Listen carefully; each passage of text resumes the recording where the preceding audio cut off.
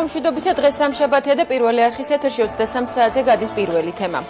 Აქცენტები სოციალური პრობლემების მოგვარებაზე და ბრძოლა სიღარიბის წინააღმდეგ. Ამ საკითხებს ქვეყნის ხელისუფლება მიმდინარე წლის გეგმებში პრიორიტეტად ასახელებს. Როგორ და რა მიმართულებით აპირებს მუშაობას თბილისის მერია და რა პოლიტიკური გეგმები აქვს თბილისის მერს, რომელსაც პრეზიდენტის უახლოესი გარემოცვის ერთ-ერთ გავლენიან ფიგურად მიიჩნევენ. სოციალური პრობლემების მოგვარებაზე გადართვას ოპოზიციის ნაწილი ხელისუფლების წინასაარჩევნო კამპანიის დაწყებად მიიჩნევს. Თუმცა ვადამდელი არჩევნების მოსურნე ოპოზიციის მისამართით პასუხი ერთია. არჩევნები ქვეყანაში მხოლოდ 2010 წელს ჩატარდება.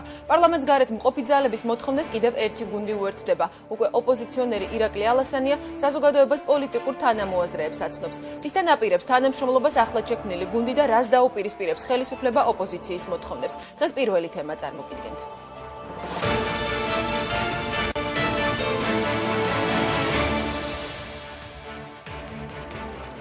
უმუშევრობის და სიღარიბის წინააღმდეგ ბრძოლა და ახალი სოციალური პროგრამები.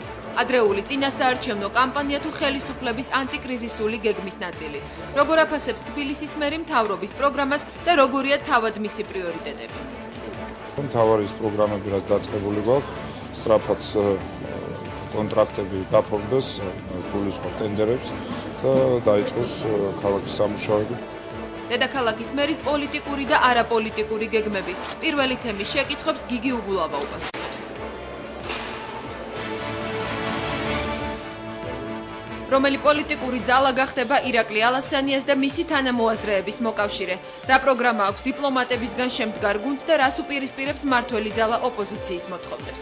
ჩვენ ვიწყებთ აქტიურ კამპანიას ყველა არსებული კონსტიტუციური მექანიზმით.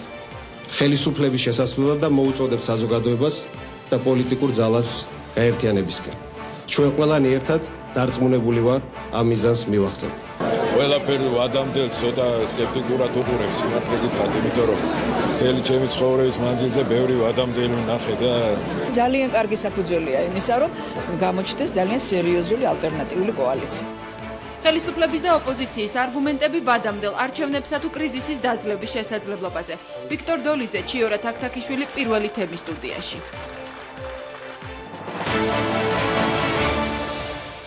პირველი თემა პირდაპირ ეთერშია. ჩვენი გადაცემის პირველი სტუმარი გახავთ თბილისის მერი გიგი უგულავა. საღამომშვიდობის ბატონო გიგი. საღამომშვიდობის. თქვენ წელს პირველად ბრძანდებით ჩვენი გადაცემის სტუმარი. მადლობას მოგახსენებთ გადაცემაში მონაწილეობისათვის. 2009 წელს გასული წლის მოვლენების გათვალისწინებით ქვეყანა შეხვდა საკმაოდ რთულ ვითარებაში. და სწორედ ამ ყველაფრიდან გამომდინარე ქვეყნის ხელისუფლებამაც მთავარი აქცენტი დასვა სოციალური პრობლემების მოგვარებას და ამ პრობლემების გადაჭრის გზების დასახვაზე. ამ მიმართულებით როგორ და რა კუთხით აპირებს მუშაობას თბილისის მერია? საღამომშვიდობისა. მე არ ვიტყოდი რომ ეს მხოლოდ არის აქცენტი, ეს არის რეალური პრობლემა. აქცენტი იქნებოდა რომ ჩვენ ეს პრობლემა გამოგვეგონებინა და საბედნიეროდ უმუშევრობა არ ყოფილიყო ის ყველაზე დიდი პრობლემა, რომელიც დღეს ჩვენ საზოგადოებას აწუხებს ყველა დონეზე და ყველა ოჯახში. იმიტომ რომ ერთი კაციც რომ იყოს დასაქმებული ოჯახში, როდესაც დაუსაქმებელია დანარჩენი 3, ეს იმას ნიშნავს, რომ ეს ადამიანის შემოსავალი ნაწილდება იმ 4 ადამიანს. ამიტომ ჩვენი და ეს ერთ-ერთი შორის ყველაზე დიდი პრობლემაა თბილისში. განსხვავებით რეგიონებისგან, თბილისში ჩვენ ყავს ოჯახები, სადაც 1 და 2 კაცია დასაქმებული, მაგრამ 4 არის უმუშევარი და შესაბამისად ის შემოსავალი, რომელიც აკუმულირდება ოჯახში არ ყოფნის მათ. ჩვენი ამოცანა და თქვენ სულიად სამართლიანად თქვით, რომ პრობლემა დღეს ქვეყანაში არის მართლაც მთავარი და ყველაზე მეტად პრიორიტეტული. პრიორიტეტული იმდენად, რომ ჩვენ მზად ვართ ნებისმიერ პოლიტიკურ გუნდთან ამ თემის რეალურად გადაჭრაზე ვისაუბროთ. რაც შეეხება ქალაქის მერიას. ბუნებრივია ქალაქის მერია ერთ-ერთი მთავარი შემადგენელი რგოლია სახელმწიფო იმ ეს ვთქვათ ჩამონათვალში, რომელიც ანხორციელებს სხვადასხვა ტიპის ინფრასტრუქტურულ პროექტებს. და მიუხედავად იმისა, რომ შეიძლება ითქვას, რომ მერიის პირდაპირი მოვალეობა არ არის ვთქვათ დასაქმებაზე ზრუნვა, ჩვენი მთავარი პრიორიტეტი სწორედან, ჩვენი ბიუჯეტი სწორედ არის აგებული ამ ორ ღერძზე. ეს არის ერთი, ნებისმიერი სამუშაო იყოს დასაქმებაზე ორიენტირებული და მეორე ის სოციალური გაზრდილი პაკეტი შევთავაზოთ ჩვენ საზოგადოებას, რომელიც აუცილებელია იმისათვის, რომ ჩვენ გავუძლოთ აი ამ კრიზისს, რომელიც ჩვენგან დამოუკიდებელი მიზეზების გამო სოფლიოში არსებობს, ჩვენ უფრო ნაკლებად შეგვეხო, ვიდრე ეს შეეხო მსოფლიოს ბევრ განვითარებულ ქვეყანას, მაგრამ ამითი ჩვენ არ უნდა დავიწყნაროთ თავით. ამითი ჩვენ არ უნდა თქვათ და გვერდზე გადავდოთ პასუხისმგებლობა. პრობლემის მოგვარება არის ხელისუფლების მოვალეობა და შესაბამისად ხელისუფლება მზად არის წამოაყენა კონკრეტული გეგმა და განახორციელოს ის კონკრეტული გეგმა, რომელსაც ჩვენ ერთობლივად განვახორციელებთ, მაგრამ ამას სჭირდება დრო და ამას სჭირდება მოთმინება. სანამ ქვეყანა განცდიდა თუნდაც ომის შედეგებს და მსოფლიო ეკონომიკური კრიზისის მეტნაკლებად გავლენას, მანამდეც იდგა ალბათ დამეთანხმებით ეს პრობლემა დღის წესრიგში, თუნდაც უმუშევრობასთან და სიღარიბესთან ბრძოლა გასულ წელსაც სახელმწიფო გუნდის მთავარი ამოცანა იყო არჩევნების წინა პერიოდში. რამდენად შემცირდა ეს პრობლემა? მოდით ნუ განვიხილავთ ამ კონკრეტულ მომენტში, თუნდაც ეკონომიკური კრიზისის გავლენას და ომის შედეგებს. ომამდეც ეს პრობლემა ქვეყანაში მაინც არ შემცირებულა. ცხადია, ეს მე ვერ ვიტყვი რომ არ შემცირებულა. ძალიან ხშირად ალბათ გაიგონებდით თქვენ ფრაზას სულიად სამართლიანად და ეს ფრაზა არ ეკუთვნის მარტო ასე ვთქვათ ხელისუფლების მომხრეებს, ეს ფრაზა ეკუთვნის ძალიან ბევრ ადამიანს, რომელიც საერთოდ არ გამოირჩევა ასე ვთქვათ ჩვენი გუნდის მხარდაჭერით, რომ აუ რა კარგი იყო თურმე ომამდე რა კარგად ვითარდებოდით და ეხლა ომის მერე ბევრი რამე უფრო ბევრად რთული გასაკეთებელია. მე არ დავაბრალებდი ყველაფერს ომს, ომი იყო ის უბედურება, რომელიც ჩვენ დაგვატყდა რუსეთიდან თავს და ხელისუფლებამ გააკეთა ყველაფერი იმისათვის, რომ და ჩვენ თვითონმა ჩვენთაგანმა და ეს სწორედ ეს არ არის რომელიმე კონკრეტული ადამიანის დამსახურება, ეს არის დამსახურება იმ საზოგადოების, რომელიც ამ ბომბებს არ შეუშინდა, დაბომბებს და გამოვიდა ქუჩაში და დადგა ერთად. ეს იყო ქართული ხალხის მე ვერ ვიტყოდი გამარჯვებას, იმიტომ რომ ბრძოლა არ დამთავრებულა ამ თვალსაზრისით, მაგრამ ის რომ დღეს სახელმწიფო უწყებების თავზე ფრიალებს საქართველოს დროშა და არ ფრიალებს სხვა ქვეყნის დროშა, ეს ნამდვილად არის მიღწევა, რომელიც ეკუთვნის ქართულ ხალხს. მაგრამ რაც შეეხება დაუბრუნდეთ ისევ პრობლემას. ომმა რა თქმა უნდა დაგვამოხრუჭა. ძალიან ბევრი ინვესტიცია გაჩერდა. ომს კიდევ უფრო მეტი, კიდევ უფრო დიდი პრობლემა ეკონომიკური თვალსაზრისით სოფლიო ეკონომიკური კრიზისი დაერთო. ასეთ პირობებში რა უნდა გააკეთოს ქვეყანამ?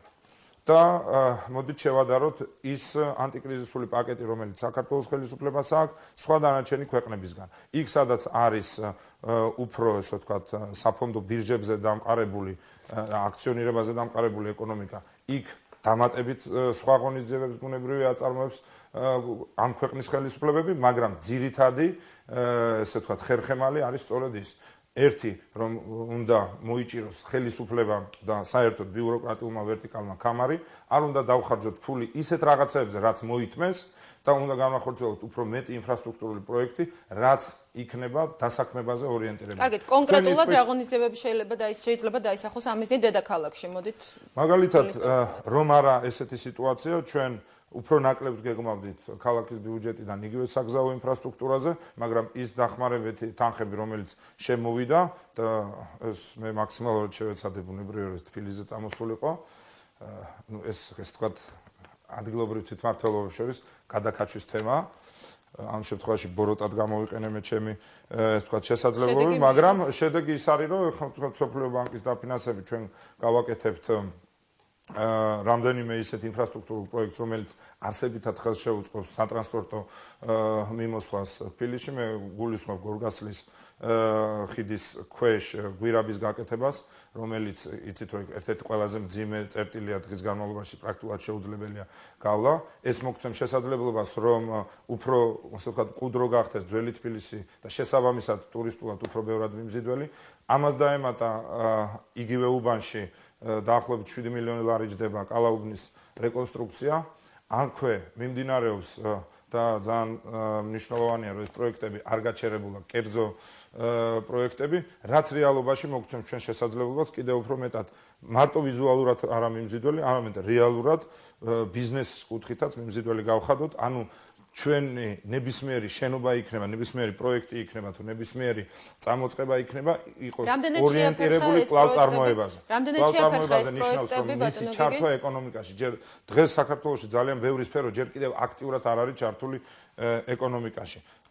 ეს იგივე სოფლის მეურნეობას ეხება, იგივე ეხება ძალიან ბევრ ისეთ პროექტს, თუნდაც ქალაქში. აი მარტივ რაღაცა ავიღოთ. კალაუბანი რესტავრაციის შემდეგ თითოეულ იქ და ადამიანს არაფერი იქ არ უჯდება.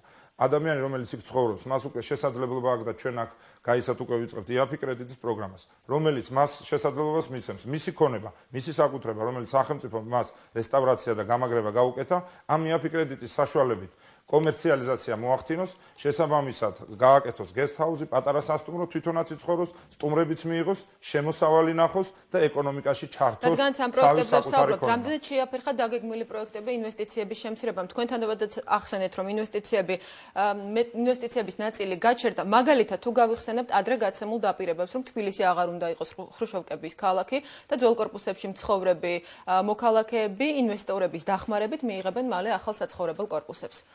მოგეხსენებათ ეს პროგრამა სულ რომ ეკონომიკური ბუმი იყოს, არ არის პროგრამა, რომელიც 1-2 წელიწადში შეიძლება გადაწყდეს. აქ არის მთავარი ის ნოყიერი ნიადაგი მოამზადო, რომ ინვესტორს ჰქონდეს იმის, ესე ვთქვათ, სურვილი და მიმზიდველობა ჰქონდეს და ადრე რეგულაციების მიხედვით ამის მიმზიდველობა არ არსებობდა. ესეთი პროგრამები ბუნებრივია შეჩერდა და სწორედ შეჩერდა ან შემცირდა. მე ვერ ვიტყოდი რომ შეჩერდა, იგივე ჩვენ რომ ავიღოთ უძრავი ქონების ბაზრის კვლევა, ჩვენ ამ სექტორში ამ წუთას გვაქვს ბუნებრივია თანხების დეფიციტი, იმიტომ რომ ბანკები გაურბიან და მაქსიმალურად თავს იკავებენ მშენებლობების დაფინანსებას ამ კონკრეტულ პერიოდში, მაგრამ მეორეს მხრივ გაჩნდა მოთხოვნა უფრო ესე ვთქვათ, ეკონომიურ საცხოვრებელ სახლებზე, გაჩნდა მოთხოვნა მეორად, ანუ უკვე აშენებულ სახლებზე. რეალურად ჩვენ აქ ამ წუთას გვაქვს ასევე ნდობის კრიზისი, ანუ ადამიანი დეველოპერს არენდობა, ესე ვთქვათ, სანამ შენობა უკვე დამთავრებული არ არის, იცით რომ აქამდე ესე ვთქვათ, საფუძველი გაჭრილი იყო და პროექტი როგორც მტკიცდებოდა, უკვე გაყიდვები იწყებოდა. ეს სისტემური პრობლემა გვაქვს ჩვენ. ამის ვთქვათ, მოხსნის რამდენიმე მექანიზმი არსებობს. ჩვენ გადავავადეთ და რეგულაცია, ესე ვთქვათ, კოეფიციენტის მომატების შევამცირეთ. მეორე, ნაწილობრივი ექსპლუატაციის შესაძლებლობას ვაძლევთ, ანუ ადამიანს შეუძლია მშენებელს უკვე პირველი სართული დატვირთოს, მანამ სანამ ბოლომდე დაასრულებს, პირველი სართული დატვირთოს არათუ მარტო იპოთეკით, როგორც აქამდე ბანკებში, ან ტვირთავდა, არამედ უკვე კომერციალიზაცია მოახდინოს, გაყიდოს და ექსპლუატაციაში შევიდეს ნაწილობრივი ექსპლუატაცია. მიწის ნორმატიული ფასი შემცირდა, რაც მიწის იჯარაზეც ბუნებრივია აისახება და ჩვენ კიდევ გეგმავთ ალბათ რაღაცა გარკვეული პროცენტით მიწის ნორმატიული ფასის დაწევას. ეს ჩვეულებრივი პროცედურა, მაგრამ წელს ამას ჩვენ სწორედ უძრავი ქონების ბაზარზე დიდი პრობლემების გამო ამას ჩვენ ვაკეთებთ უფრო დიდი მასშტაბით, ვიდრე ამას გავაკეთებდით. ასე რომ არის მთელი რიგი ღონისძიებები და საერთოდ მეორე საკითხია.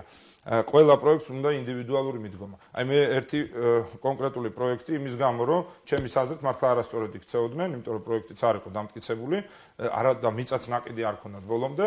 აი გადასამალია მერიის წინააღმის პროექტი სააკაძის მოედანზე, უკვე რეკლამა მიდიოდა და ალბათ გაყიდვებიც მიდიოდა. არ ვიცი მე შეიძლება იყიდე, შეიძლება არ, მაგრამ მნიშვნელობა არ აქვს ამას.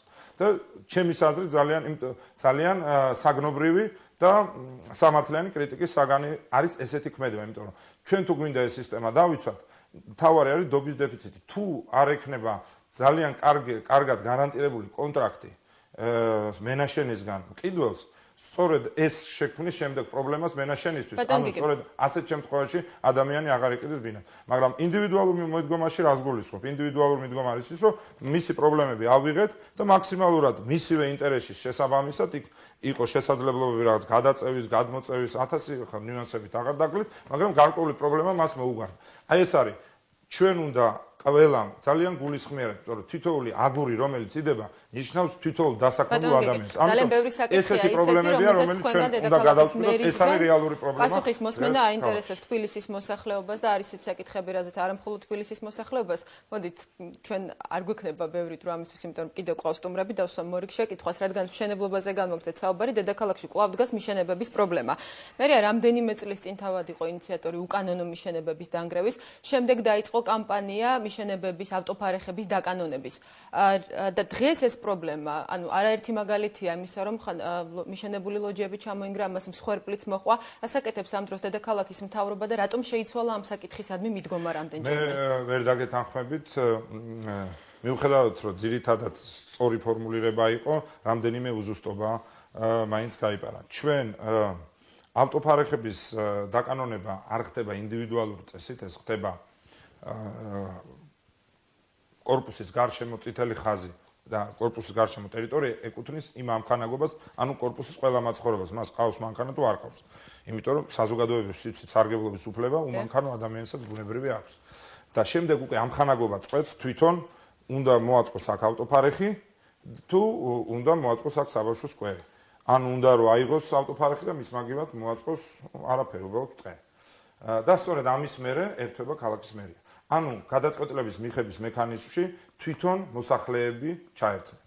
რაც შეეხება დაშენებებს, ეს და მიშენებებს. მიშენებები ერთ-ერთი მართლმსწვავე პრობლემაა, ეს 90-იანი წლების ესე ვთქვათ ტიპიური პრობლემა, რომელიც პრაქტიკულად თბილისის ყველა უბანს აწუხებს. სამწუხაროდ გვაქვს ჩვენ და ხშირად ვაფრთხილებდით ჩვენ მოსახლეობას, რომ დიაგნოსტიკა ამისი არის აუცილებელი და ჩვენ თბილისის კორპუსის პროგრამაში დიაგნოსტიკის ერთ-ერთი კომპონენტიც არის და ადამიანს ხალხს შეუძლია მოგმართოს და დიაგნოსტიკა გაუკეთოს, რამდენად მდგრადია ესა თუ ის მოშენება. მე ნამდვილად არ მინდა ვთქვა, რომ ყველა არის ცუდი, მაგრამ ყველა სჭირდება ხოლმე შემოწმება, ამიტომ ყველა ამხანაგობის თავმჯდომარეს მე მუდმივად შეხვედრებზე ვთხოვ, რომ ისარგებლონ ამ თანადაფინანსებით, ძირითადად 70% ჩვენ ვაფინანსებთ, 30% თვითონ მოსახლეობა აგროვებს. თავისთავად ეს არ იყო ესთეტიური აკვიატება.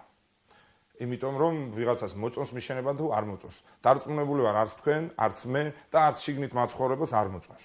მეორე მხრივ ეს იყო ლეგიტიმური სურვილი ადამიანის გაიფართოვოს თავისი საცხოვრებელი პირობები, ახალ ბინას ვერ ყიდულობდა 90-იანი წლები იცით რა უბედურებები იყო, იქ ავტოფარეხი აუცილებელი იყო, ის მანქანა ვიღაც არ მოეპარა, ის პატარა მიშენება იქ მოიწყობდა ადამიანი პატარა კუთხეს და იფართოვებდა საცხოვრებელ პირობებს. ესეც ლეგიტიმური უფლებაა, ბუნებრივია და მოთხოვნა საზოგადოების. ამიტომ ოქროს შუალედი აქ არის რაში?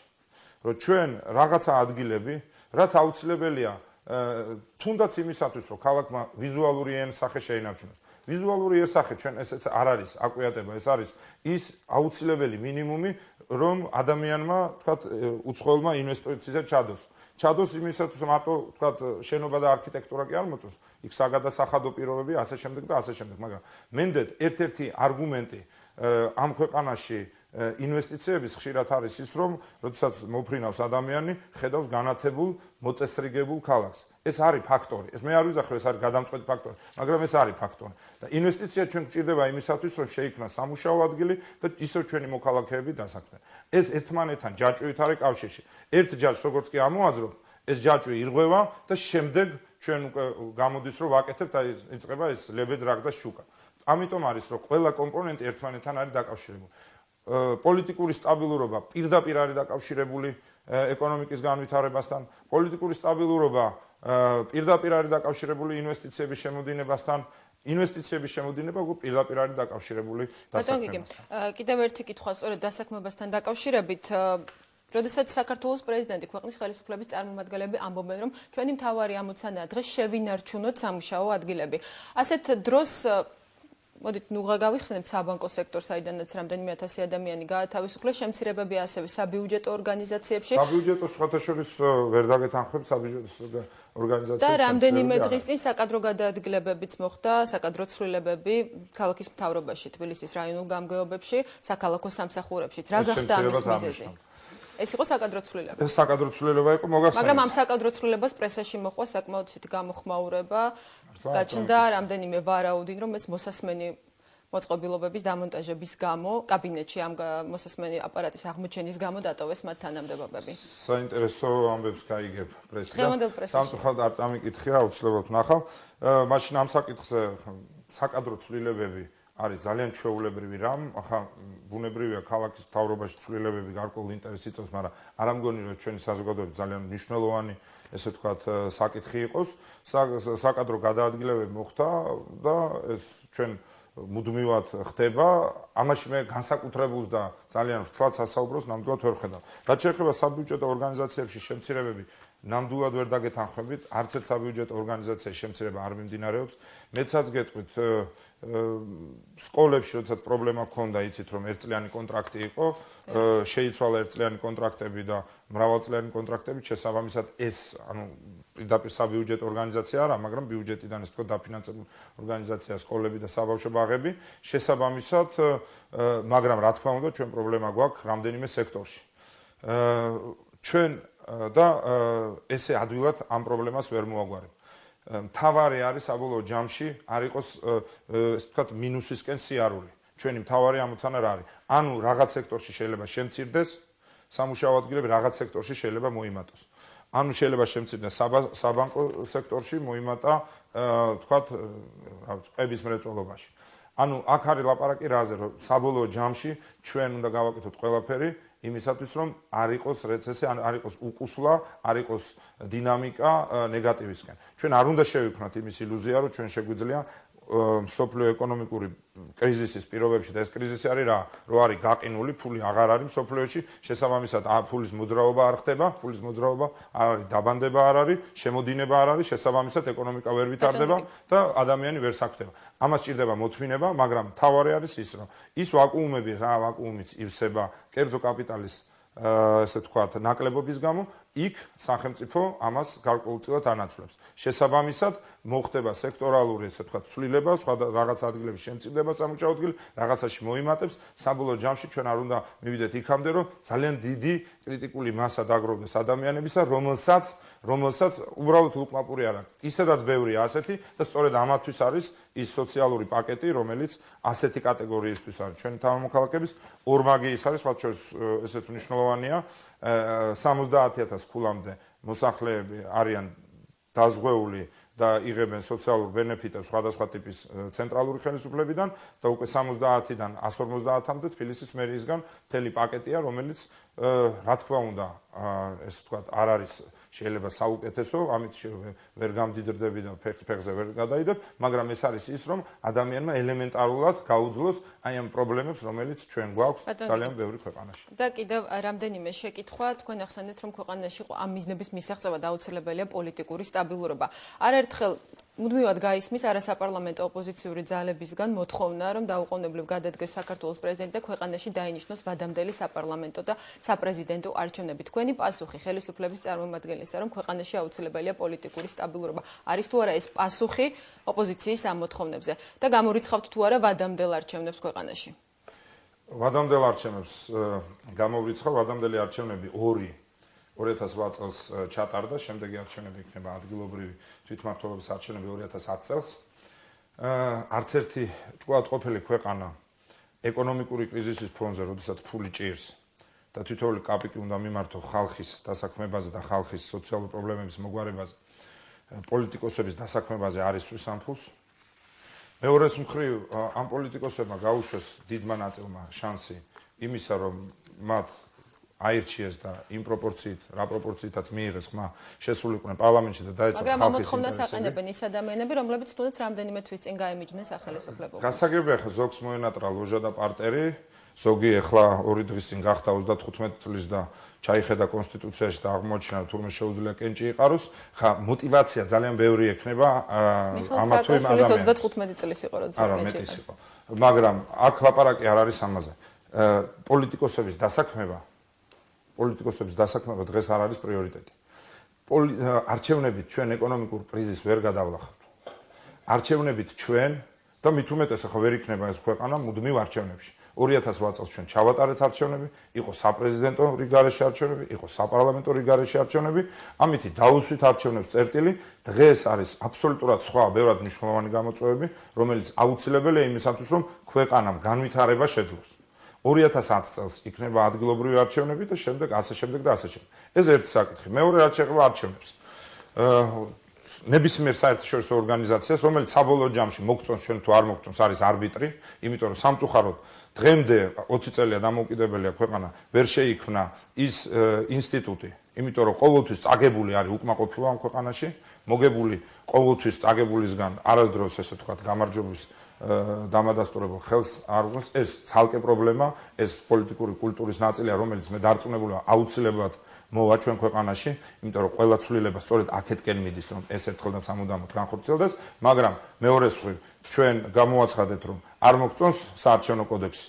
მოდით დავიწყოთ მუშაობა კიდევ უფრო მეტი სრულყოფაზე. იცით რომ ძალიან ბევრი ცვლილება შევიდა, ოპოზიციას წარმომადგენლობაც აქვს, ასე შემდეგ, გავაგრძელოთ ამის მიმართულებით მუშაობაზე და ყველა საერთაშორისო ორგანიზაციის ძალიან მკაცრი და მე თუ მითხავ სამართლიანი მოთხოვნა რა, რომ ნებისმიერი ცვლილება საარჩევნო კოდექსში დაასრულეთ ნებისმიერ არჩევნებამდე 1 წლით ადრე. დანიშნავთ, არ დანიშნავთ, როგორ დანიშნავთ ეს თქვენი საქმე, მაგრამ ერთი წლით ადრე. იმიტომ რომ შარშან თუნდაც საპარლამენტო არჩევნებები სულ რამდენიმე თვით ადრე შევიდა. კი, და სწორედ ამის გამო ცივილიზებულობის ნიშანი არჩევნების იმისათვის რომ მე არჩევნებში ძირითადმა უმრავლესობამ საზოგადოებისამ, საერთაშორისო საზოგადოებამ თუ ნებისმიერმა დამკვირვებელმა ირწმუნოს პირველადი ნიშანი სწორედ რომელსაც ეს ხალხი გვიყენებს არის რა, რომ ცვლილებები დაასრულეთ, როცა დაასრულებთ, მე გადათვალეთ ერთი წელიწადი. იმიტომ რომ ერთი წელი თუ ესე არ გააკეთეთ, უკვე პირველივე ხინჯი ესმევა. მეორე საკითხია, ხა ეს ხალხი ძირითად ნაწილ პოლიტიკური ლიდერებისა ფაქტობრივად ეს სპორტული პროფესიად გაუქმდა. თქვენ გახსოვთ დღეს ის ხალხი, რომელიც საქართველოს პრეზიდენტის გარეშე, ანუ პრეზიდენტის ინსტიტუტის გაუქმებას მოითხოვდა, დღეს საპრეზიდენტო, ესე ვთქვათ, რესპუბლიკას უჭერს მხარს და პრეზიდენტობა უნდა და არის სრული აჯაფსანდალი ერთი სიტყვით მოთხოვნებში. მაგრამ ისე ვიმეორებ, ეს ყველაფერი დაგვრჩება უკან, თუ ძირითადი და მნიშვნელოვანი საკითხები არ გადაწყდა. ამ საკითხზე სათანამშრომლოდ ჩვენ ვართ ნებისმიერ ყველაზე ულტრა რადიკალურ ფრთასთანაც კი ოპოზიციის გზად ვისაუბროთ. ყველა ნებისმიერ მათთვის საქმიანი წინადადება რაც შეიძლება გქონდეთ, იქნება გათვალისწინებული. იმიტომ რომ დღეს ხალხს აინტერესებს სად იშოვოს ფული იმისათვის რომ იყიდოს პური და არა ის რომ ვთქვათ ერთი გახდება პრეზიდენტი თუ მეორე. ეს არის მეათე ხარისხოვანი პრობლემა. ეს არის პოლიტიკოსების დასაქმების საკითხი და არა საზოგადოების. ძალიან დიდი მადლობა ბატონო გიგი გადაცემაში მონაწილეობისათვის. ჩვენი სტუდიის სტუმარი გახდა თბილისის მერი გიგი უგულავა.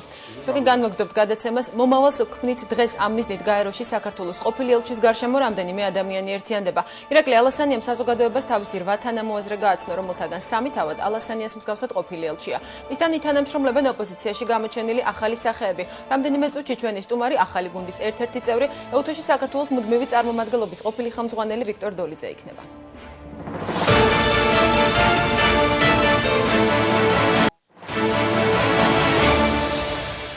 პირველი თემა კვლავ პირდაპირ ეთერშია. ჩვენი სტუდიის სტუმარი გახლავთ ეუთოში საქართველოს ყოფილი ელჩი, ამჟამად ირაკლი ალასანიას გუნდის წევრი ვიქტორ დოლიძე. საღამომშვიდობის ბატონო ვიქტორ. დიდი მადლობა გადაცემაში მონაწილეობისათვის.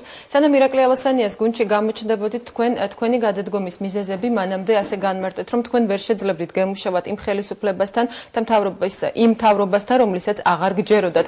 რატომ და როდის მიიღეთ ეს გადაწყვეტილება, რომ ამ ხელისუფლების სახელით თქვენ საერთაშორისო ორგანიზაციაში ვერ იმუშავებდით?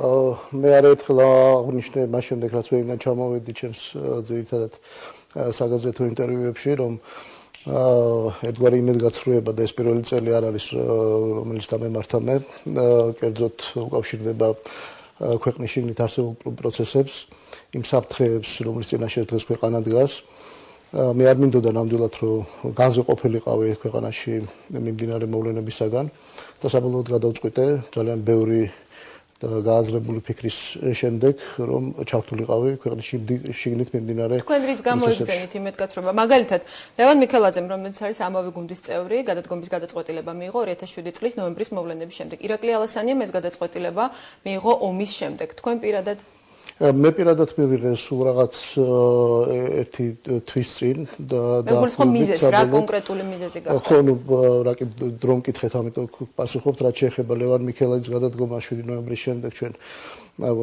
ბუნებრივია მე არ მეგულება არც ერთი მოქალაქე ქვეყნისა რომელშიც შინაგანი პროტესტი არ აღიძვრებოდი ამ მოვლენების შემდეგ არც მე ვარ ამ ხრივ გამონაკლისი თუმცა იმ დროისათვის იმ პერიოდში მე ეუთოში საკმაოდ ბევრი მქონდა სხვა საქმის საკეთებელი რომლის ანუ ადამიანური განზომილებით და იმ ადამიანის უფლებების დაცვის კუთხით რომელიც ეუთოს ერთ-ერთი მთავარი განზომილებაა ცოტა სხვა თემებიც ებმოდა მათ შორის კონფლიქტის მშვიდობიანი მოგვარება ამას კიდევ ერთი დეტალი მინდა დავუმატო იმ პერიოდისათვის მე ვიყავი ეუთოში საპოლიციო საკითხებში გენერალური მდივნის წარმომადგენელი თვითონ ეუთოს ფარგლებში და მუდმივი საბჭოს ფარგლებში მე საკმაოდ საპასუხისმგებლო მისია მეკისრა ამ ხრივ და ეს არ იყო ნამდვილად მე აბსოლუტურად მიზა შეუწყვეტა ჩავთვალე უფრო სწორედ იმ პერიოდ იმ კონკრეტულ მომენტში ჩემი წამოსვლა მიუხედავად იმ შინაგანი პროტესტისა რაზეც მე უკვე მოგახსენეთ თუმცა მართალი გითხრათ წლის დასაწყისში ნამდვილად მქონდა იმის იმედი რომ ხელისუფლება ისევე როგორც დემოკრატიულ პროცესებს ასევე მის წინაშე მდგარ საფრთხეებს უფრო ძირეულად გაანალიზებდა და ადეკვატურ ნაბიჯებსაც გადადგავდა. მე მინდა გულისხმობ დემოკრატიული პროცესების სწორად წარმართვას, გულისხმობ ქვეყნის წინაშე მდგარი საფრთხეების ძირფესვიანად და ადეკვატურად განსაზღვრას და გაანალიზებას, რაც არ მომხდარა სამწუხაროდ. რამდენად ადეკვატურია და მორგებული ამ ვითარებას ის გეგმა, ის პროგრამა, რომელიც თქვენმა გუნდმა წარმოადგინა და რამდენ სიღრმისეულად არის გაანალიზებული, თუნდაც ეს საკითხები. მოდით მაშინ დავასრულებ ჩემს, იმიტომ რომ ამის გარეშე მე არ შემიძლია რომ ჩემ გეგმაზე ვილაპარაკო და ამის გადაწყვეტილების ანუ საბოლოო წერტილი მინდა გითხრათ რომ იყო აგვისტოს მოვლენები და აგვისტოს ომი. მე ხაზგასმით მინდა აღვნიშნო ერთი ძალიან მნიშვნელოვანი ფაქტი. ის რომ რუსეთი აგრესიას განახორციელებდა საქართველოს წინააღმდეგ, ის რომ ეს ყველაფერი იყო მათი ქმედებები, როგორც აღმასრულებელი, ასევე საკანონმდებლო ხელისუფლების, ეს იქნება განცხადებების დონებზე თუ სხვადასხვა გადაწყვეტილებების დონეებზე, ეს ნათელი იყო ისედაც ხელისუფლების წარმომადგენლები დღესაც საკმაოდ ქრონოლოგიურად ასახელებენ ზუსტად ამის საფუძვლებს და მიზნებს. და ის აბსოლუტურად ვეთანხმებით, თუმცა პრობლემა იმაში მდგომარეობს, რომ ზუსტად ამის გაანალიზება იყო საჭირო და აუცილებელი და ამ საფრთხის თავიდან აცილება. თქვენ მუშაობდით იმ საერთაშორისო იმ ერთ-ერთ ორგანიზაციაში, რომელიც ჩართული იყო საქართველოს ერთ-ერთ კონფლიქტურ რეგიონში. როგორ ფიქრობთ, შეეძლო საქართველოს ხელისუფლებას ამ პროვოკაციაში არ ჩართულიყო? და ეს საფრთხე ომი აეცილებინა თავიდან. მე რომ ერთი წამით მაინც ამჯეროდეს იმისა, რომ საქართველოს ხელისუფლებას არ შეეძლო ამის გაკეთება და მე რომ ერთი წამით მაინც ამჯეროდეს იმისა, რომ უფრო სწორედ რომ ჯეროდეს იმისა, რომ საქართველოს ხელისუფლებას დღესაც გააჩნია იმის რესურსები, რომ ეს საფრთხეები აიცილოს თავიდან და სწორი ნაბიჯები გადადგას, მე არც კი დავფიქრდებოდი ამ გადაწყვეტილებაზე. ანუ არ მივიღებდი ამ გადაწყვეტილებას. სამწუხაროდ მე მიმაჩნია, რომ ჩემი გადაწყვეტილება სწორია. მოდით დავუბრუნდეთ იმ კითხვას, რამდენად მორგებულია ამ ვითარებას და რამდენად გაანალიზებულია ეს მიზეზები და საფრთხეები იმ პროგრამაში, რომელიც თქვენ წარმოადგენთ. მე ვფიქრობ, რომ უფრო სწორედ ამას ესე დავიწყებდი. გუშინ რაც ირაკლი ალასანიამ წარმოადგინა ის ზოგადი პოსტულატები, მოდი ვთქვათ, რომელიც შემდგომ ბუნებრივია დარგობრივ პროგრამებად ჩამოყალიბდება და თითოეულ დარგობრივ პროგრამებში აისახება ბუნებრივია ჩვენ ახლა დავიწყეთ გუშინ გადავდგით ერთგვარი პირველი ნაბიჯი და ეს პროცესი გაგრძელდება საკმაოდ სწორად და კონკრეტულად მოკლედ იყო გუშინ, მაგრამ კონკრეტულად ასახული, დაწყებული საერთაშორისო ქვეყნის საგარეო პოლიტიკის პრიორიტეტებიდან, უსაფრთხოების პოლიტიკიდან, მათ შორის სამეცნიერო, ზოგადსაგანმანათლებლო, სოციალურ თუ ეკონომიკურ სფეროებში. თქვენ თუ ჩემი მიმართულებით, ანუ კონფლიქტების მოგვარების გზით მეკითხებით, სვავთ ამ კითხვას, მე გეტყოდით, რომ ჩვენ ხო, არა მხოლოდ კონფლიქტები, ისიც არის ამ პროგრამაში, რომ ამ ვითარებამ წარმოშვა რუსეთთან დიალოგის, პირდაპირი დიალოგის აუცილებლობა. რა რესურსი გაქვთ ამისათვის? პირველ რიგში, არა მხოლოდ ამ ვითარებამ, რუსეთთან დიალოგის აუცილებლობა დღეს და გუშინ არ წარმოშობილა. ეს ყოველთვის იყო, მაგრამ სამწუხაროდ ჩვენ ვერ შევძლებთ. ხელისუფლება არ ცდილობდა ამ დიალოგის წარმართვას. მე ვფიქრობ, არ იყო საკმარისი ნაბიჯები გადადგმული ამ მიმართულებით. ჩვენ თუ კი რიტორიკიდან დაწყებული, დამთავრებული იმ ბოლო მოვლენებამდე, რომელმაც ქვეყანა ესეთ კრიზისის სამდე მიიყვანა და ტერიტორიულობას ძალიან სერიოზული საფუძველი შეუყია, მე არ ვფიქრობ, რომ ეს რესურსი გამოიყენა ბოლომდე. მიუხედავად იმისა, კიდევ ერთხელ ვიმეორებ, რომ რუსეთის პოლიტიკა აგრესიული და მიმართული იყო ქვეყნის ტერიტორიული მთლიანობის საწინააღმდეგოდ. მაინც არსებობდა და ჩვენ უფრო მეტი გამჭრიახობა უნდა ყოფრო და უფრო მეტი დაბალანსებული პოლიტიკის გატარება, ვიდრე მდის ჩვენ ეს გავატარეთ აქამდე. კარგით, ბატონ ვიქტორ, თქვენ ირაკლი ალასანიას გუნდში, თავად ირაკლი ალასანიას ჩათვლით, ამ გუნდის წევრები ხართ 4 ყოფილი ელჩი. თქვენს მაგალითზე თუ ვიმსჯელებთ, ქვეყნის სათავეში ამ ხელისუფლების მოსვლის დღიდან თქვენ იყავით არაერთ საპასუხისმგებლო თანამდებობაზე. მანამდე მუშაობდით უშიშროების საბჭოში, ნატოში საქართველოს წარმომადგენლობაში, შემდეგ 2005 წლიდან ეუთოში. ამ გამოცდილების გათვალისწინებით თქვენი და ასევე ყოფილი ელჩების. რამდენად ანგარიშგასაწევ ოპოზიციურ ძალად შეიძლება ჩამოყალიბდეს თქვენი გუნდი? პირველ რიგში თქვენ არ ხართ პირველები, რომლებიც გაემიჯნეთ ამ ხელისუფლებას. იქიდან დავიწყოთ, რომ კი გეთანხმებით, მე დიპლომატიური კორპუსის საკმაოდ ფართო სპექტრი არსებობს დღევანდელ ჩვენს გუნდში, თუმცა არა მხოლოდ. თუ გადავხედავთ გუნდს, მე მინდა ამას ხაზი გაუსვა და ყურადღება გავამახვილო იმ ფაქტზე, რომ ეს გუნდი აგებულია პირველ რიგში ეროვნულ ღირებულებებზე, პროფესიონალიზმზე და მორალზე. ეს არის ყველაზე მთავარი სამი პოსტულატი ჩემის აზრით, რომელიც ესე ჭირდება დღეს საქართველოს. ეს გუნდში არიან სამედიცინო სფეროს წარმომადგენლები, გუნდში არიან სამეცნიერო სფეროს და ასევე სხვა ეკონომიკური, სოციალური თუ სხვა სფეროების წარმომადგენლები, რაც შეეხება დიპლომატებს. უსაფრთხოებისა და საგარეო პოლიტიკური პრიორიტეტების საკითხებზე მე მგონი დავაარარი, რომ ეს ძალიან მნიშვნელოვან ფაქტორს წარმოადგენს. აქედან გამომდინარე ბუნებრივია, რომ არ იქნებოდა სიურპრიზი დიპლომატების იყოფნა. მაგალითად, გარდა იმისა, რომ ალექსი პეტრიაშვილი ბოლო პერიოდში თურქმენეთში წარმოადგენდა ჩვენს ქვეყანას, იგი ძალიან სერიოზული გამოცდილება აქვს, თუნდაც ამერიკის შეერთებულ შტატებში ეკონომიკური უსაფრთხოების და ცალკეულ ეკონომიკურ პროექტებზე მუშაობისა, ისევე როგორც მანამდე ვენაში უფროს მრჩევლად მუშაობდა იგი საელჩოში უსაფრთხოების საკითხებზე თანამშრომლობისა. ეს არ ნიშნავს დიპლომატობა იმას, რომ კონცენტრაცია მხოლოდ საგარეო და უსაფრთხოების სფეროზე გავაკეთოთ. ამდენად ეს გამოცდილება არსებობს, ისევე როგორც ბატონი ლევან მიქელაძე მის დიპლომატიური მოღვაწეობის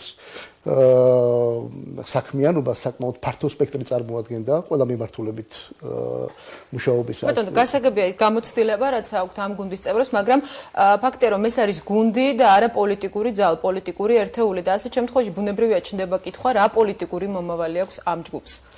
მე არ მინდა ახლა პროგნოზები წინასწარ გავაკეთო, ჩემის აზრით და მე ღრმად ვარ დარწმუნებული, რომ პოლიტიკური მომავალი ამ გუნდს საკმაოდ სერიოზული უნდა კონდეს, თავისი იმ მონაცემებიდან გამომდინარე, რაც სულ ცოტა ხნის წინ ვისაუბრე.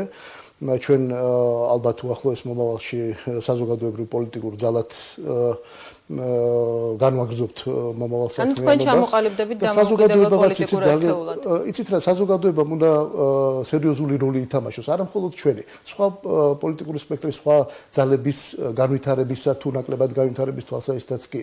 ეს სწორედ იმაშია, ვფიქრობ, ჩვენი ძალა, რომ ძირითადი სიტყვა და მთავარი სიტყვა საზოგადოებისთვის მეგვენდია და ეს მეორე საკითხია, ჩვენ რამდენად შევძლებთ დავარწმუნოთ საზოგადოება და მე ხმარ ანუ თქვენ იქნებით დამოუკიდებელი პოლიტიკური ძალა. მოდით პროგნოზებს ნურც ამაზე გავაკეთებთ. ჩვენ ძალიან მჭიდროდ თანამშრომლობთ ყველა პოლიტიკურ ძალასთან, ეს იქნება პარლამენტში შიგნით ყოფი თუ არასაპარლამენტო ძალებთან. პარლამენტში შიგნით ყოფა ალბათ ოპოზიციას გულისხმობთ. ოპოზიციასთან, თუმცა იმასაც დავამატებდი, რომ ხელისუფლებაში დღესაც მიუხედავად ჩემი დღევანდელი პოლიტიკური მწამსისა, დღესაც ხელისუფლების წრეებშიც კი ჩვენ მეგობრებიც ყავს, მათთან თანამშრომლობთ და ნამდვილად არ გამორიცხავს იმას, რომ ჩვენ დღეს ოპოზიციურ ძალად წარმოვიშვით იმას, რომ არ გავაგრძელებთ თანამშრომლობას თუნდაც ხელისუფლებასთან. ბუნებრივია, ჩემ მჭიდროდ ვითანამშრომლებთ ყველასთან. მსგავსი განცხადება, მსგავსი შინაარსის გუშინ ირაკლი ალასანი ამაც გააკეთა, რომ დღეს როგორც ოპოზიცია ასევე სახელმწიფო სპექტრშიც არიან ისეთი ადამიანები, ვისაც შერჩათ საღად განსჯის უნარი და რომლებიც არიან პროფესიონალები. ხომ არ ნიშნავს ეს განცხადება იმას, რომ შესაძლოა თუნდაც თქვენ გუნდში ან ოპოზიციურ სპექტრში ხელისუფლებისგან წამოსული კიდევ რამდენიმე ადამიანი ვიხილოთ? იცით, ეს ჩვენ მცდელობას არ წარმოადგენს და ეს ჩვენი თვითმიზანი არ არის. ეს უნდა გადაწყვეტონ თვითონ იმ ხალხმა, რომელთათვისაც უფრო ახლოს იქნება ის პრინციპები, რაზე ჩვენი ჯგუფის საქმიანობა ეგება. ამას ალბათ რო გაჩვენებს. ჩვენ დღეს ვიწყებთ პირველი ნაბიჯების გადადგმას და პირველ რიგში ალბათ ყველა ეს დიდი პასუხისმგებლობა ჩვენ გვეკისრება, თუ ჩვენ როგორ მივაწოდებთ ხალხს, საზოგადოებას, მათ შორის პოლიტიკურ სპექტრს, ჩვენ პრინციპებს შემდგომში მათი შემოერთების პროცესს. ბატონო, რაც შეეხება თანამშრომლობას ოპოზიციურ ძალებთან, რა ტიპის თანამშრომლობაზე შეიძლება იყოს საუბარი, როდესაც ირაკლი ალასანია გადადგომის შემდეგ პირველად ჩამოვიდა საქართველოში, უბრალოდ სანამ ჩამოვიდა და ახლებისა და რესპუბლიკელების ახლად შექმნილმა ალიანსმა ის დაასახელა თავის სასურველ პარტნიორად. თუმცა ის განცხადებები, რაც დღეს კეთდება, ნათლად ჩანს, რომ ოპოზიციური ძალებისთვის ახლად შექმნილი გუნდი არის სასურველი პარტნიორი. თქვენ თავად ვისგან იხილავთ პარტნიორად და რა ტიპის თანამშრომლობას აპირებთ? პარასკევამდე იქნებ ჩვენს ეთერში გამხილოთ. იცით, არც ეს იქნებოდა დღეს ჩემი მხრიდან კორექტული, რომ მე დღეს ვილაპარაკო კონკრეტიკაზე ამ საკითხის, იმდენად რამდენადაც კონსულტაციები ჯერ არ დასრულებულა, რაც შეეხება ახლებს და რესპუბლიკელებს, პირდაპირ გეტყვით, რომ არც პირველი და არც მეორე დღეა და არც პირველი და მეორე წელი ჩვენ მათ მოღვაწეობას, მათ პრინციპებს ვაკვირდებით საკმაოდ მნიშვნელოვნად მიგვაჩნია მათი და საკმაოდ ახლოს არის უფრო სწორედ მათი ხედვები. აქედან გამომდინარე ბუნებრივია არ არის გამოსარიცხი მათთან ალიანსი, თუმცა ვიცით რა კონსულტაციები ახლა დასკვნის ფაზაში შედის და მოდით ამაზე წინასწარ კარგით, მაშინ ვისაუბროთ რა ტიპის თანამშრომლობაზე შეიძლება იყოს საბარი. ნუ დავკონკრეტდებით ამა თუ იმ ძალაზე, რა ტიპის თანამშრომლობაზე ოპოზიციის მოთხოვნა არასაპარლამენტო ოპოზიციურ ძალებს გულისხმობ არის ერთი, ქვეყანაში შეიცვალოს ხელისუფლება და ჩატარდეს ვადამდელი არჩევნები. მიზანი ერთია, მაგრამ სხვადასხვა ძალისათვის ამ მიზნის მისაღწევის საშუალება არის განსხვავებული. ნაწილი ამბობს, რომ ყველაფერს უნდა მიაღწიონ კონსტიტუციის ჩარჩოებში, ნაწილი ამბობს, რომ არ არის გამორიცხული, ისევ დაიწყოს ქვეყანაში საპროტესტო გამოსვლები, აქციები. თქვენ პირადად როგორ წარმოგიდგენიათ ამ მიზნის მიღწევა? გამოსვლები და პროტესტი ქუჩაში ალბათ კიდევ ერთ-ერთი დემოკრატიული მეთოდია ბრძოლისა, მაგრამ მე მინდა ხაზი გაუსვა იმ ფაქტორს, რომ მხოლოდ კონსტიტუციური მეთოდებით კონკრეტულად უნდა დავიწყოთ პოლიტიკური ბრძოლა და ამას ვაპირებ ზუსტად ჩვენ. რაც შეეხება თანამშრომლობას, ეს ხდება ყველა სფეროში. მაშინ, როდესაც ერთი აზრის, ერთი მოსაზრებების და პრინციპების პოლიტიკური პარტნიორები ერთად იკრებებიან, ბუნებრივია ისინი მსჯელობენ ცალკეულ საკითხებთან დაკავშირებით. და რაც ყველაზე მთავარია, მუშავდება პროგრამები. ჩვენ არ ვაპირებთ რაღაც ჰიპოთეტური მოსაზრებებისა და ლოზუნგების სროლას, ჩვენ ვაპირებთ კონკრეტული პროგრამების ყველა სფეროში შემოთავაზება საზოგადოებისთვის და მათ შორის სხვა პოლიტიკური ძალებისთვისაც. კარგით, კიდევ ერთი შეკითხვა, დაუბრუნდეთ ვადამდელ არჩევნებს. თქვენ გადადგომის შემდეგ ისევ დაუბრუნდებით თქვენს განცხადებას. მაშინ განაცხადეთ, რომ აუცილებლად უნდა ჩატარდეს ჯერ საპრეზიდენტო არჩევნები, რადგანაც არსებული ხელისუფლების და ამ ადმინისტრაციის პირობებში საპარლამენტო არჩევნების გამჭვირვალედ ჩატარება არ იქნება უზრუნველყოფილი. იმ შემთხვევაში დაუშვათ თუ ქვეყნის პრეზიდენტმა მიიღო გადადგომის გადაწყვეტილება და ქვეყანაში დაინიშნა ვადამდელი არჩევნები. ამ შემთხვევაში ქვეყნის პირველი პირის მოვალეობა შეასრულებს ისევ ამ გუნდის წევრი ქვეყნის პარლამენტის მოქმედი თავმჯდომარე. ასეთ შემთხვევაში როგორ წარმოგიდგენიათ თქვენ მიზნის მიღწევა? მე ამ კითხვას და ამ საკითხს ცოტა სხვანაირად მიუდგებოდი. იცით რა, ეს არ უნდა იყოს დოგმატური პრეზიდენტისა და საპარლამენტო არჩევნები. ეს არ უნდა იყოს, ჩვენ საუბრობთ ქვეყანაში აუცილებელ ცვლილებებსა და ტრანსფორმაციაზე. უბრალოდ საუბარია იმაზე, რომ დღევანდელ ხელისუფლებას გათვალისწინებით მისი გავლილი გზისა და იმ საფრთხეების გათვალისწინებით, რომელმაც თავიანთი გაუაზრებელი ნაბიჯების გამო ის ნაბიჯები, რომელიც მიგვიყვანა აქამდე, იმიტომ არის აუცილებელი ცვლილება და ტრანსფორმაცია. აქ მარტო ხელისუფლების ცვლილება კი არა, ღირებულებების ცვლილება უნდა მოხდეს თვითონ არა მხოლოდ ხელისუფლებაში, არამედ საზოგადოებაში. რაც შეეხება გადაწყვეტილებას, ეს საზოგადოება უნდა განსაჯოს, გაანალიზოს და მიიღოს თვითონ. ძალიან დიდი მადლობა გადაცემაში მონაწილეობისათვის. ჩვენი სტუდიის სტუმარი გახდათ ვიქტორ დოლიძე, ირაკლი ალასანიას გუნდის წევრი. დაგველოდეთ რამდენიმე წუთში. ჩვენ კვლავ დაბრუნდებით პირდაპირ ეთერში და პირველი თემის სტუდიის სტუმარი საპარლამენტო უმრავლესობის წევრი ჩიორა თაქთაქიშვილი იქნება. პირველი თემა კვლავ პირდაპირ ეთერშია. ჩვენი სტუდიის სტუმარი გახლავთ საპარლამენტო უმრავლესობის წევრი ჩიორა თაქთაქიშვილი. საღამომშვიდობისა. ძალიან დიდი მადლობა გადაცემაში მონაწილეობისათვის. გაბატონ ჩიორა, რატომ არის ასეთი კატეგორიული ხელისუფლების პასუხი ოპოზიციის დიდი ნაწილის მოთხოვნაზე ქვეყანაში ჩატარდეს ვადამდელი არჩევნები? დიდი მადლობა. პირველ რიგში მინდა მივესალმო თქვენს მაყურებელს, ჩვენ საზოგადოებას. დიდი მადლობა სტუდიაში მოწვევისთვის. მე მგონი თქვენს კითხვაზე პასუხი მარტივი არის.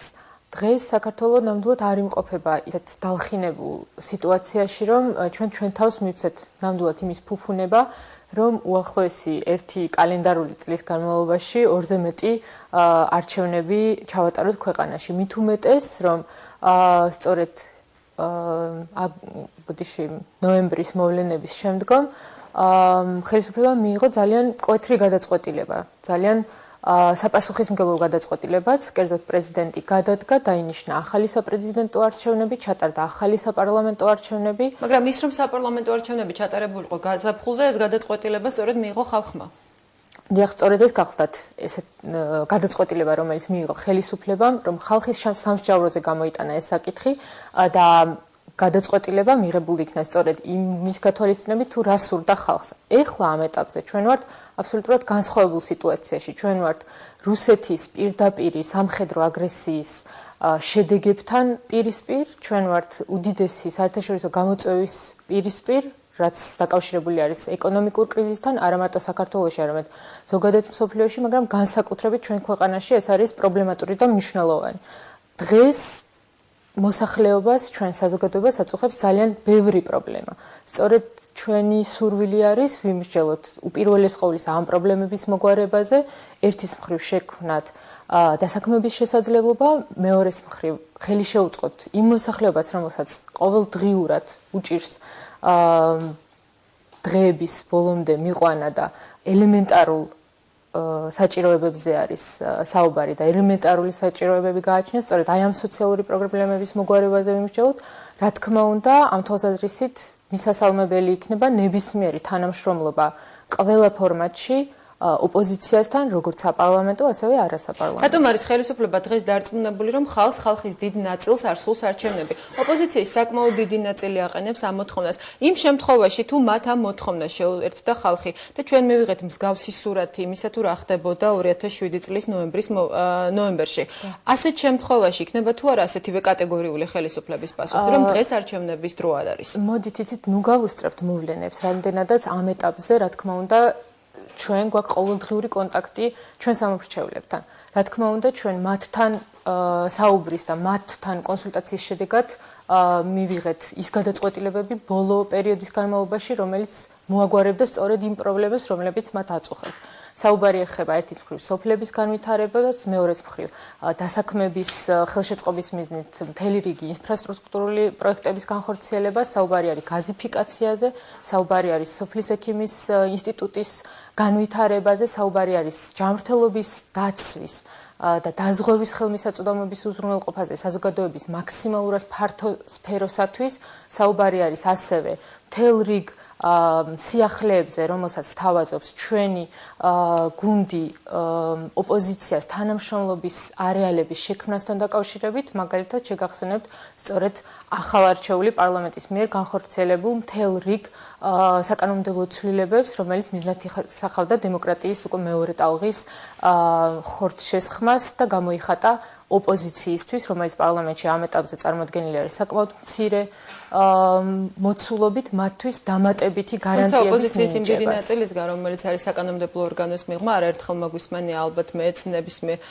მოქალაქეს და თქვენც, რომ ოპოზიციის ის ნაწილი, რომელიც დღეს არის პარლამენტში, ამით ხელისუფლება ცდილობს დემოკრატიული პარლამენტის ილუზიის შექმნას. იცით, მე ნამდვილად არ მინდა გამოვეხმაურო ჩვენი კოლეგების აი ამ შეფასებას ოპოზიციის მხრიდან, მაგრამ მინდა მოვიყვანო ძალიან მარტივი მაგალითები. ეს მაგალითები გახლავთ სწორედ ის ფორმატები, რომელთა ფარგლებშიც ხელისუფლება თანამშრომლობს ოპოზიციასთან. მაგალითისთვის გავიხსენებდი ანტიკრიზისულ საბჭოს. ეს გახლავთ ის ორგანო, რომელიც აერთიანებს ქვეყანაში წარმოდგენილ ყველა კვალიფიციურ პოლიტიკურ სუბიექტს, მიუხედავად იმისა, ისინი არიან თუ არა პარლამენტში გაერთიანებული და სწორედ არის შექმნილი ფორმატი იმისთვის, რომ მოვიწვიოთ თანამშრომლობისათვის ყველა დაინტერესებული სუბიექტი, რომელსაც სურს ითანამშრომლოს სწორედ იმ პრობლემების მოსაგვარებლად, რომელიც ჩვენ დავისახეთ მიზნად და რომელიც დარწმუნებული ვართ, რომ აწუხებს ჩვენ საზოგადოებას და სწორედ ვფიქრობ, ამ პრობლემების მოგვარება შეიძლება გახდეს ის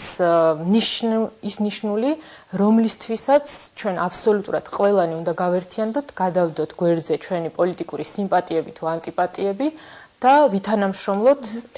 კაპიტანჯირო, თქვენ ახსენეთ საუბარში, რომ თქვენ გაქვთ ყოველდღიური კონტაქტი ხალხთან, თქვენ სამომრჩეველთან.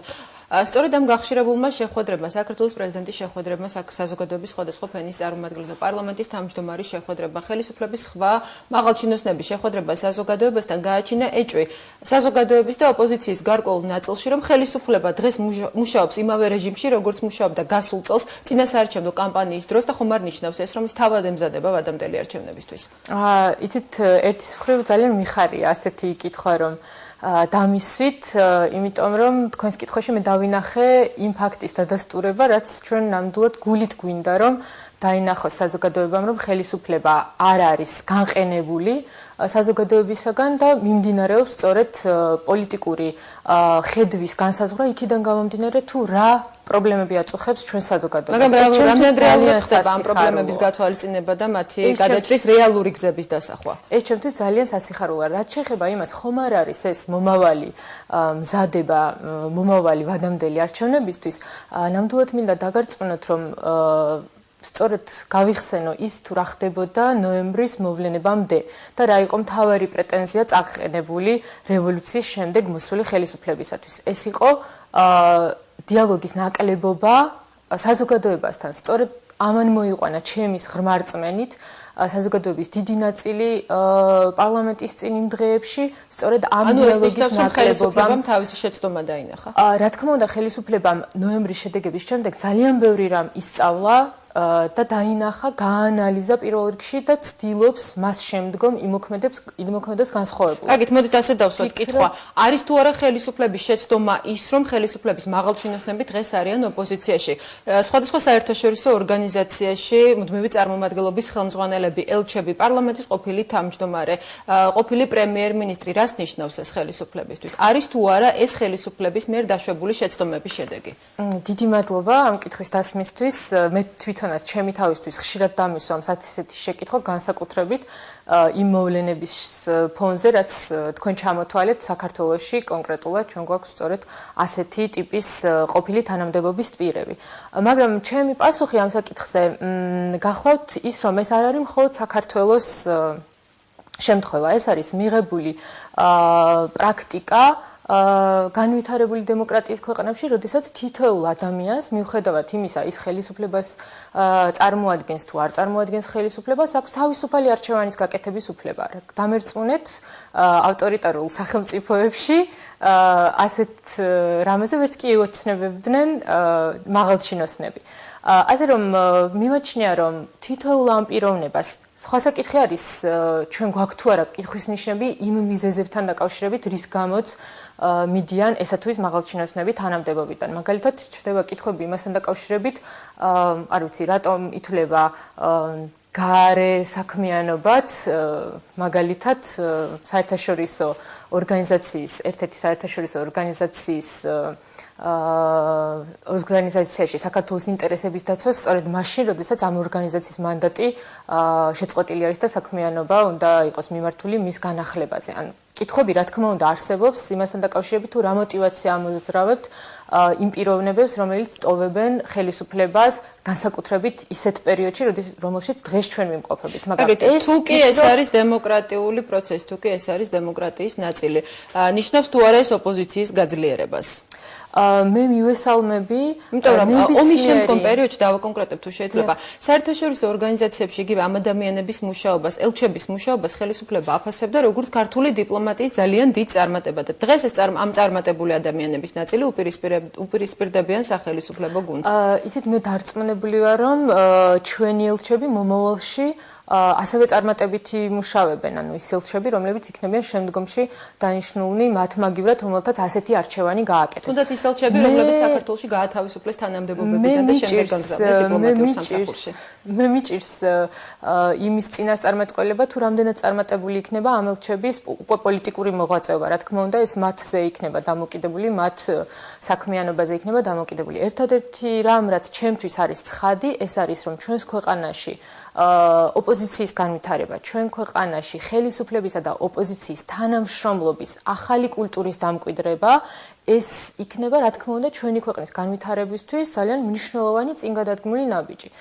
მე ნამდვილად არ მინდა ვიფიქრო იმაზე, რომ ჩვენი საზოგადოება დაუშვებს კიდევ ისეთ შეცდომებს, რომელიც სისხლისღვრით დამთავრდა სულ რაღაც რამდენიმე ათეული წლის წინ საქართველოში და ნამდვილად დარწმუნებული ვარ, რომ დღეს საზოგადოების მოთხოვნილება არის არა რადიკალური გამოხტომები ხელისუფლების წინააღმდეგ, მოწოდებები ხელისუფლების დამხობისაკენ თუ გადაყენებისაკენ, ალბათ ამ პოლიტიკური კულტურის დამკვიდრებაზე პასუხისმგებლობა ეკისრება ქვეყანაში წარმოდგენილ პოლიტიკურ სპექტრს მთლიანად, მათ შორის ხელისუფლებასაც.